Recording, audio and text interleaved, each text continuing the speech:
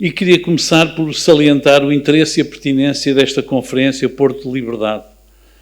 E é sempre importante assinalar datas fundamentais do processo de democratização, como o 25 de novembro, e fazê-lo, como estamos a fazê-lo, à moda do Porto, sem gritarias.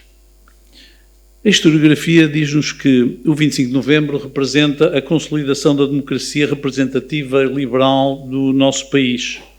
Lembra, a propósito, as reflexões sobre o 25 de novembro, publicado por Mário Soares num dos seus últimos livros, em 2011. Na obra Um Político Assume-se, o antigo Presidente da República e seguramente um dos founding fathers do nosso regime democrático escreveu, e cito: o 25 de novembro de 1975 foi extremamente importante para Portugal. Foi o virar de uma página que poderia ter sido trágica e a restituição da Revolução de Abril à sua pureza original. A democracia pluralista de tipo ocidental num Estado de Direito, civilista, respeitador dos direitos humanos e com uma dimensão social marcada pela igualdade de oportunidades. Minhas senhoras e meus senhores, eu vim cá para vos falar de Francisco Sá Carneiro. Eu devo dizer, para quem não sabe, eu sou um apreciador e um admirador obsessivo de Francisco Sá Carneiro, ainda que não concordo com tudo o que ele diz. Eu trouxe aqui umas coisas, fui lá à minha biblioteca em casa e comecei a ver um livro que eu recomendo, do Miguel Pinheiro, sobre Sá Carneiro. Depois comecei a preparar e olhar para livros. Desculpem fazer isto, mas eu acho que tem piada. E depois olhei e havia aqui do José Miguel Júdice, o meu Sá Carneiro. É o Sá Carneiro dele, não é o meu se calhar, mas pronto. E os pensamentos do Sá Carneiro de Maria António Pires de Almeida. E depois continuei na minha biblioteca, encontrei um prefaciado por Marcelo Rebelo de Sousa, ainda para aqui mais uns, depois o da Maria João Avilés, Solidão e Poder, e aqueles textos e volumes que foram publicados ainda na sua morte, e não trouxe os maiores, são aquelas fotobiografias, porque iam pesar nos braços. Portanto, como compreendem e compreenderão, e terão por isso a tolerância para ouvirem alguém que, em determinada altura, admirou Francisco Sá Carneiro de forma obsessiva. Francisco Sá Carneiro, nascido no Porto, na Rua da Picaria, em 1934, teria certamente muita dificuldade em compreender toda esta polémica em torno do 25 de novembro. Como homem de liberdade, não se conformaria com a tentativa de enclausurar o 25 de novembro no baú da história. Mas também não contemporizaria perante quem procura reescrever essa mesma história, servindo-se do legado do 25 de novembro para lançar a insídia sobre o consenso democrático e tentar, assim, inquinar o debate político. Tive o privilégio de conhecer Francisco Sá Carneiro. As nossas famílias eram próximas e tínhamos, inclusivamente, laços de parentesco. Várias vezes visitei com a minha avó o número 49 da Rua da Picaria e cheguei a passar um fim de semana na quinta da família em Barcelos.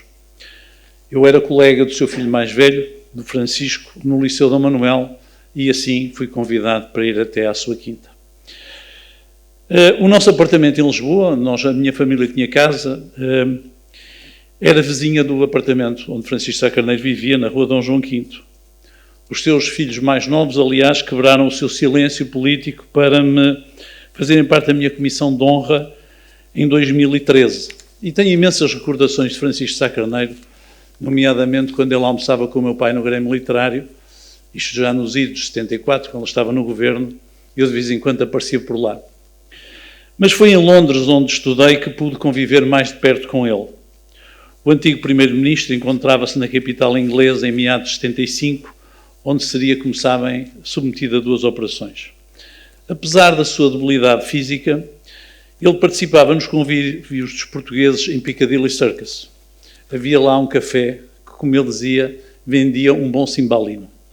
Nesses encontros, falava-se obviamente de política, uma vez que o país fervilhava de acontecimentos atiçados pelo processo revolucionário.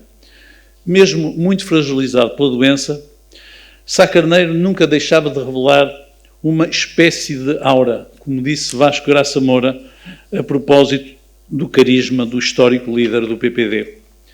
Ele era, de facto, um homem muito carismático, monopolizava as atenções como uma figura esfíngica, com o seu olhar aquilino, o seu discurso vibrante, frontal, incisivo, às vezes mesmo provocador. Há algumas semelhanças na evolução política que ambos fizemos, apesar das enormes diferenças de idade. Ele era da idade da minha mãe, nascido em 1934 também, como ele. Tanto Sá Carneiro como eu crescemos em famílias conservadoras e burguesas. E ambos soubemos emancipar-nos ideologicamente de uma influência familiar, em boa medida pelo incondicional amor à liberdade que também eles nos propiciavam. A burguesia do Porto foi sempre assim, teve sempre essa característica. No caso de Sá Carneiro, que é quem nos traz aqui, a formação do seu pensamento político e intelectual deve ainda assim muito à doutrina social da Igreja. Uma doutrina que procurava sensibilizar e mobilizar os católicos para a promoção da justiça social. Na sua juventude, Sá Carneiro conviveu de perto com os frades dominicanos e, em particular, com o Frei Bento Domingos, de quem se fez amigo. O Frei Bento Domingos foi também meu professor. Sá Carneiro terá então compreendido o significado profundo do Concílio Vaticano II, interiorizou sobretudo a ideia de que a política deve ser parte integrante da intervenção social da Igreja, como defendiam então vários outros autores católicos, principalmente nos anos 60, a partir desse concílio. Entre esses autores estava o filósofo francês Emmanuel Mounier, cuja doutrina personalista informou o pensamento político e intelectual de Sá Carneiro e, mais tarde, os princípios doutrinários do PPD. O personalismo humanista de Mounier defende justamente a primazia da liberdade da pessoa. Isto implica a rejeição filosófica de quaisquer tentativas de espartilhar a liberdade por uma ordem política ou social imposta por vanguardas iluminadas. Escreveu Sá Carneiro em 1969, e cito: "A pessoa humana define-se pela liberdade. Ser homem é ser livre. Coartar a liberdade é despersonalizar. Suprimi-la é desumanizar. A liberdade de pensar é a liberdade de ser, pois implica a liberdade de exprimir o pensamento e a de realizar na ação." Mais tarde, numa entrevista ao jornal Tempo, Sá Carneiro diria: "Sem efetiva garantia dos direitos da pessoa humana e das liberdades em que os mesmos se exercem, não teremos uma sociedade de homens, mas uma organização de servos." Assim como Mounier foi um forte opositor do fascismo e do nazismo, também Sá Carneiro direcionou o seu ativismo católico para uma crescente contestação ao Estado Novo. As suas primeiras intervenções eminentemente políticas foram contra a perseguição aos opositores do regime, chegando a interceder junto do poder pelo fim de deportação de Mário Soares e pelo regresso a Portugal de Dom António Ferreira Gomes, como já aqui, aliás, foi mencionado. Sá Carneiro ainda acreditou numa liberalização política do país com a subida ao poder de Marcelo Caetano. Essa ilusão fê-lo aceitar o convite para, juntamente com outras personalidades pró-democracia, integrar a lista de deputados da União Nacional às legislativas de 1969. Juntou-se assim ao que se chamava a ala liberal, que tentou, sem sucesso, mudar o regime por dentro. Rapidamente, Sá Carneiro assumiu a liderança dessa desalinhada ala liberal e tornou-se, na Assembleia Nacional, a voz mais crítica do regime. Porém, as suas iniciativas políticas e legislativas seriam inevitavelmente e invariavelmente boicotadas pelo status quo. Face à intransigência do regime, Sá Carneiro acabaria em 73 por renunciar ao mandato de deputado, mas não à luta política. Continuou assim muito vocal na contestação ao marcelismo, designadamente no seio da recém-formada SEDES. Em entrevista ao Comércio do Funchal, em 73, diria o seguinte: "O que rejeito é que, em nome da pertença à liberdade do todo, se suprima a liberdade de cada um." E acrescentou: "Se só o governo controla a democratização, ela não será certamente democrática, ou seja, não existirá senão em aparência." Apesar de ter sofrido um grave acidente de automóvel, Sá Carneiro era, nas vésperas do 25 de Abril, um líder político sem partido, conforme o descreve José Freire Antunes. Ainda chegou a ser convidado por Mário Soares, que queria que ele se juntasse ao Partido Socialista, mas Sá Carneiro recusaria liminarmente por achar o partido, como ele então disse, muito marxista. Acabaria então por formar o seu próprio partido, o PPD, cujo posicionamento ideológico social-democrata o colocava próximo, mas à direita, do PS, muito distante ainda assim do antigo regime. Logo após o 25 de Abril, Sá Carneiro teve a sua primeira experiência governativa como ministro sem pasta do primeiro governo provisório. Mas esse executivo, o executivo de Adelino Palma Carlos, depressa se esfumou no turbilhão revolucionário e Sá Carneiro, a contas com sérios problemas de saúde, esteve ausente do país durante quase todo o período do PREC.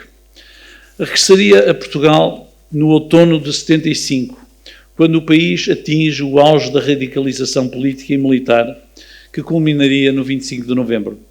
Liderou então o PPD na mobilização popular em defesa do 6º governo provisório, chefiado por Pinheiro de Azevedo.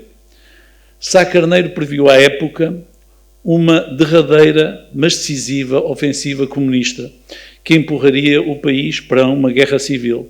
Mas um facto pouco conhecido, quando Emílio Guerreiro, que tinha sido um importante antifascista, deu a entrega de armas aos civis, Sá Carneiro recusou. É bom termos a noção para aqueles que se esquecem que foi o 25 de novembro. Num comício em Viseu, avisaria: não há democracias militares. Ninguém, por maior que seja a sua glória, se pode substituir ao povo. Ninguém pode invocar uma legitimidade revolucionária para substituir a legitimidade democrática. Quanto ao PCP, Sá Carneiro foi muito claro a denunciar as intenções do partido. Segundo ele dizia, o Partido Comunista quer, e vou citar, impor uma férrea ditadura comunista, na mais pura tradição stalinista. Acusou o líder social-democrata em vésperas do 25 de novembro. A intentona de 25 de novembro apanhou Sá Carneiro novamente fora do país. Estava desta vez com Willy Brandt em visita oficial à Alemanha, em representação do seu partido. Não houve guerra civil, mas o país ainda não tinha entrado nos carris da democracia plena de tipo ocidental e europeu. Mais tarde, em 78, numa iniciativa partidária, Sá Carneiro lamentaria aquilo a que apelidou de traição do 25 de novembro. Para o líder do PPD, e passo a citar: o triunfo militar sobre os golpistas de extrema-esquerda não foi levado até às últimas consequências e não foi concretizado no seu espírito inicial. Sá Carneiro criticava, assim, a manutenção do status quo revolucionário após o 25 de novembro e não a manutenção do Partido Comunista como legal. A sua preocupação era diferente. Para ele, o que faltava era fazer regressar os militares aos quartéis, desmarxizar a Constituição de 76, proteger a iniciativa privada dos excessos coletivistas, combater a influência comunista na sociedade portuguesa e, acima de tudo, aderir ao projeto europeu. Essa traição foi o que levou Sá Carneiro a formar a Aliança Democrática em 79 e a pedir uma maioria, um governo e um presidente. O histórico social-democrata sabia que só com amplos poderes democráticos poderia empreender mais rapidamente as reformas do regime que o país carecia, nomeadamente a extinção do Conselho de Revolução, a revisão da Constituição num sentido mais liberalizante e a privatização de setores e empresas nacionalizados no dia 11 de março. Sá Carneiro, como sabem, só exerceu o cargo de primeiro-ministro durante uns escassos 11 meses em 1980. Viria, como sabemos, a falecer tragicamente num misterioso desastre de aviação em Camarate. Não vamos com certeza aqui discutir se morreu com uma bomba ou se foi assassinado por negligência, mas que ele não devia ter estado naquele avião, não devia. A verdade é que as suas ideias políticas, as ideias políticas que o 25 de novembro permitiram que ele explanasse, foram em grande medida concretizadas ainda durante o governo da Aliança Democrática. A revisão constitucional de 82 redefiniu o sistema político português, conseguiu extinguir o Conselho de Revolução e criar o Tribunal Constitucional. Foi reforçado o cunho parlamentar e civilista do regime, o que permitiu eximir o poder político da tutela militar, flexibilizar o sistema económico e emancipar a sociedade civil. Esta é a grande vitória póstuma de Sá Carneiro. Uma vitória que reconciliou Portugal e reconciliou no espírito do 25 de novembro, libertando o país dos fantasmas, quer de um autoritarismo conservador e fascisante, quer de um totalitarismo militar revolucionário. Sá Carneiro, essa voz insubmissa, foi o homem do tudo ou nada, tanto na política como na sua vida pessoal. Um homem de convicções fortes, determinação férrea, que esteve permanentemente em ruptura. Esteve primeiro em ruptura com a ditadura de Salazar e Caetano. Depois esteve em ruptura com o aparelho militar revolucionário. Teve inúmeras rupturas com os seus companhões de ruta no PSD, até os seus melhores amigos, como Graça Moura ou Sá Carneiro, ou Miguel Veiga. E a seguir em ruptura com a democracia tutelada e socializante do pós-revolução.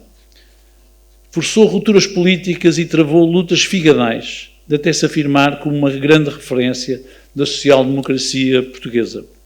Também na vida sentimental, entrou em ruptura com as convenções sociais da época e o moralismo vigente ao assumir uma relação extraconjugal.